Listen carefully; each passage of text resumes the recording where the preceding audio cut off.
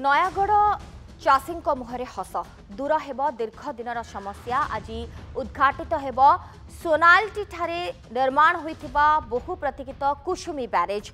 मुख्यमंत्री नवीन पट्टनायक यहां उद्घाटन करेंगे। प्रकल्प द्वारा नयागढ़ खंडपड़ा भापुर एवं खोर्धा जिलार बोलगढ़ ब्लॉक 13,745 हेक्टर चाष जमी जलसेचित हेब। प्रकल्प 329 कोटी टंकार निर्माण होइछि ब्यारेज। उठा जलसेचन माध्यम रणपुर एवं नयागढ़ ब्लॉकर उच्च स्थान में 1000 हेक्टर जमी को जलसेचन सुविधा जोगाई दिया। भूतल पाइपलाइन केनाल माध्यम चाष जमी को पानी माड़ पाइपलाइन काम पाई एलसीसी कंपनी सहित राज्य सरकार चुक्तिनामा स्वाक्षर होइतिला।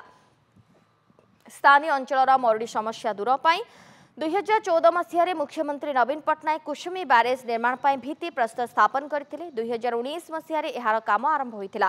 ब्यारेज रू पानी निष्कासन पर निर्माण होइछि 8टी स्लुइस गेट। तेबे जमी को जल जोगाण पर ब्यारेज रू केनाल परिवर्ते होम पाइप रो व्यवस्था होइछि। फसल दाबी रही से दाबी पूर्ण होगा जाऊँगी से पूर्ण कार्य भी सफल हो सारे किंतु यह द्वारा समस्त मोर हस फुटी। आम अंचल दीर्घ 20 वर्ष स्वप्न को आज साकार कर माननीय मुख्यमंत्री माने कुसुमी ब्यारेजटी द्वारा आम अंचल लक्ष लक्ष चाषी उपकृत होबे। मो मत दीर्घ 20 वर्ष तले यार डिमांड होता जे कुसुमी ब्यारेज हेले 100 एकड़ जमी माड़ और चाषी मुहर हस फुटो किंतु ताहा वर्तमान आज शेष पर्यायर पहुँचलानी और अंतिम पर्यायर स्वप्नर साकार होगा जाऊँगी।